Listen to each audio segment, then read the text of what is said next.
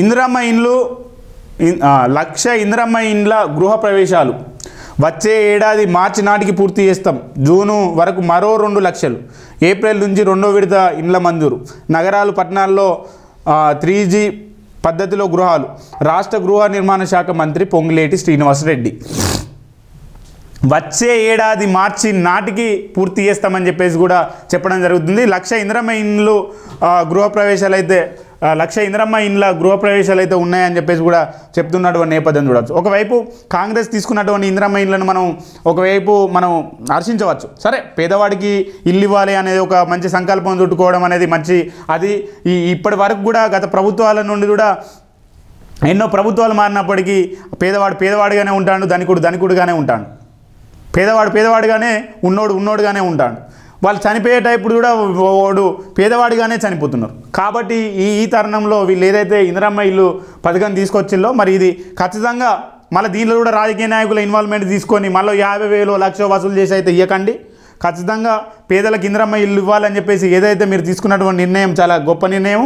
దానికి ఏదైతే పేదలు ఉన్నారో వాళ్ళందరికీ కూడా పేదవారికి వచ్చే విధంగా కూడా గ్రామాలలో ఉన్నటువంటి నాయకులైనా వాళ్ళకు ఉన్నటువంటి ఎమ్మెల్యేలకైనా మీ మంత్రి గారు హెచ్చరించాలి. ఖచ్చితంగా పేదవాడికే పెట్టే విధంగా కూడా ఉండాలి. దీనిలో నాయకుల ఏదైతే ఇన్వాల్వ్మెంట్ చేసుకొని నాయకులకు ఒకరికి 20,000, ఒకరి 30,000, ఒకరి 50,000 ఇట్లాంటి పరిస్థితులు కూడా తీసుకురావద్దు.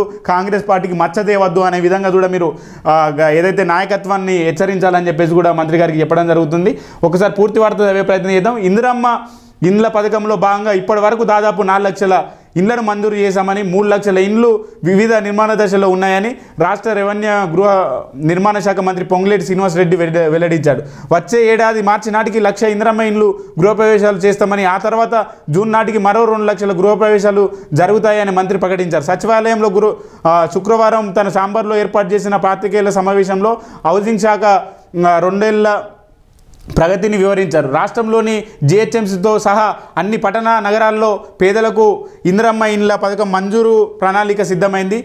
G+3 పద్ధతిలో నిర్మించే గృహాల కోసం అతి కొద్ది రోజుల్లో పాలసీని ప్రకటించబోతున్నాం. రాష్ట్రంలో మధ్యతరగతి ప్రజల కోసం ప్రభుత్వానికి లాభ నష్టాలు లేకుండా సరసమైన ధరకు ఇండ్లను నిర్మించి హౌసింగ్ పాలసీ ద్వారాలో రూపకల్పన చేయబోతున్నాము. దీనికోసము ORR చుట్టూ 4 స్థలాలను గుర్తించాము.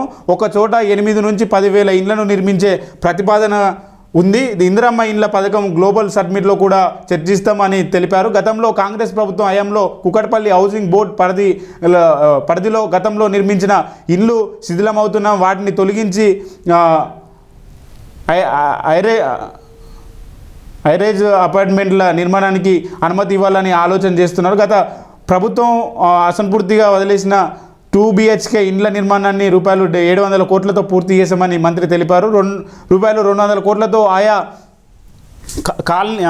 కాలనీలకు మౌలిక వసతులు కల్పిస్తున్నామని, హౌసింగ్ బోర్డు పరిధిలో కబ్జా అయిన భూములకు ప్రభుత్వం స్వాధీనం చేసుకుంటున్నామని చెప్పేసి కూడా చెప్పడం జరిగింది. పేదలకు పక్కా ఇండ్ల కోసమే గత ప్రభుత్వం గృహ నిర్మాణ శాఖను పూర్తిగా రద్దు చేసింది. పేదలకు పక్కా ఇండ్లు నిర్మిస్తామని ఆలోచనతో తిరిగి గృహ నిర్మాణ శాఖను పునరుద్ధరిస్తున్నామని మంత్రి పొంగులేటి తెలిపారు.